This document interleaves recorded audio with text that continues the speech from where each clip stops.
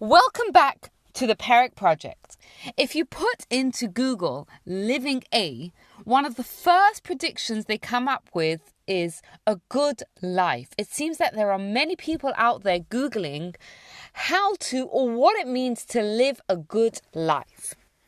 Now, Rabbi Elazar ben Azariah, and we're told about him that he was like a department store. His knowledge was so vast, just like when you go into a department store, you could buy whatever you wanted. His knowledge was so vast. And not only was he knowledgeable, but he was extremely wealthy. And nevertheless, he was extremely well loved to the point that people said about him, lucky are his parents that they had a child like that. So he's someone who surely knows a bit about what it means to live a good life. So he's going to give us a few ideas. Number one, he says, if there's no Torah, there is no worldly occupation. What does he mean by that?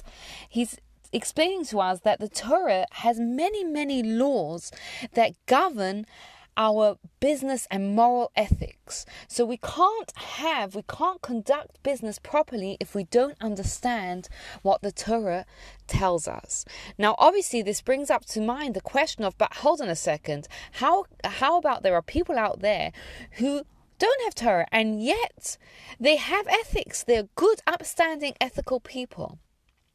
What he's telling us here is that a fundamental idea here is that ethics, which are based purely on human understanding, can be inherently flawed because human standards are constantly changing. If we think about different periods, for example, if you want to take the argument to the extreme, Nazism or communism, those were societal standards that were based on human ideas only.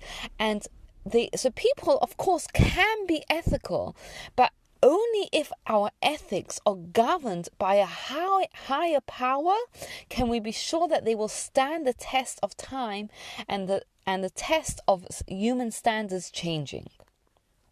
On the other hand, he tells us that without derech eretz, and we'll talk about what that means in a moment, there is no Torah. He's telling us that a prerequisite to becoming a Torah person is someone who works on their personality.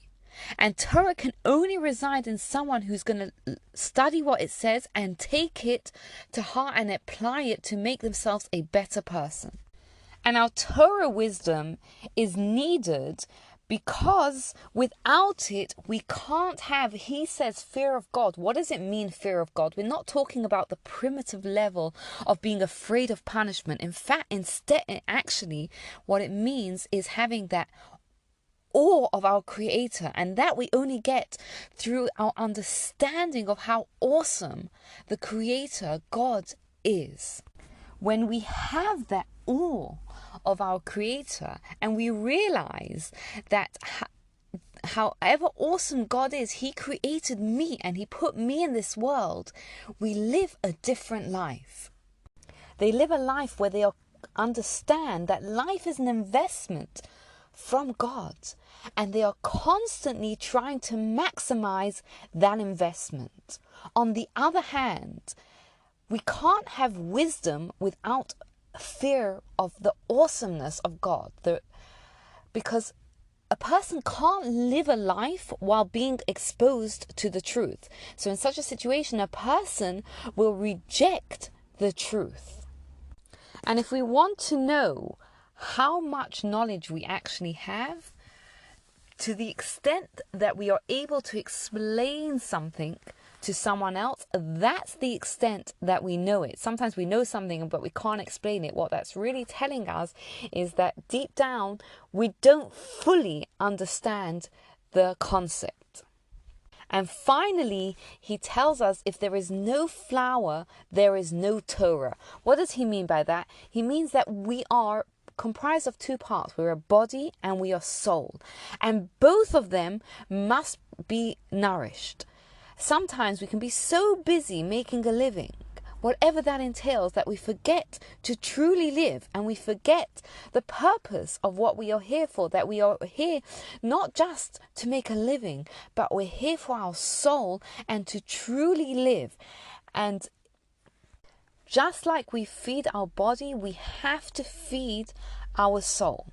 And when we do that, God continues to provide for our physical needs.